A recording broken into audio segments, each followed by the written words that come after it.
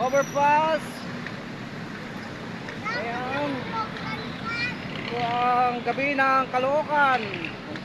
Ginabi kami sa kapamamasyal sa may Kai Mall. Ayan o, ayan siya guys o.